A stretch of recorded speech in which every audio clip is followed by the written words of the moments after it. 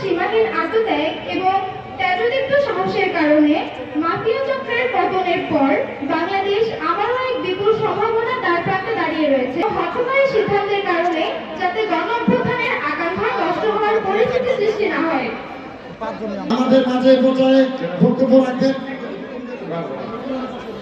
যারা শৃঙ্খলা কমিটির দায়িত্বে আছেন, দয়া করে তারা আপনারা নিজ নিজ দায়িত্ব পালন করেন। দয়া করে যারা শৃঙ্খলা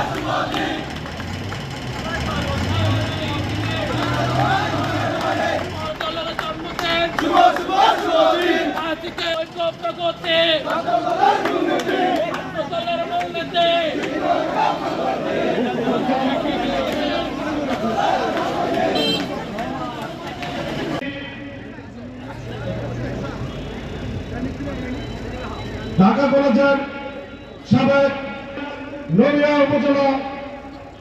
উপজেলার কৃতি সন্তান যখন বক্তব্য দিতে আসে তার পেছনে এসে দাঁড়ানোর কোনো প্রয়োজন নাই।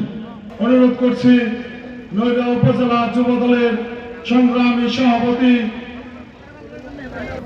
নড়িয়া উপজেলা সাধারণ সম্পাদক অতিবাহিত করেছে। এই ছাত্র দলের ঐতিহ্য ইতিহাস ব্যাপক ঐতিহ্য। এই ছাত্র দল বাংলাদেশের কয়েকটি আন্দোলনে সামনের সারিতে থেকে আন্দোলনে ভূমিকা রেখেছে। 90-এর স্বৈরাচারী এরশাদ হটানোর আন্দোলন এবং বিভিন্ন আন্দোলনে সর্বশেষ 5ই জুলাই বিপ্লবের ছাত্র দলের অন্যতম ভূমিকা ছিল। আমার সেই প্রাণের ছাত্র দল আজকে তার জন্মবার্ষিকী উপলক্ষে এই অনুষ্ঠান শরীয়তপুর জেলার অন্যান্য থানা সহ সমস্ত থানায় ছাত্র দলের স্থবিরতা সৃষ্টি হয়েছে।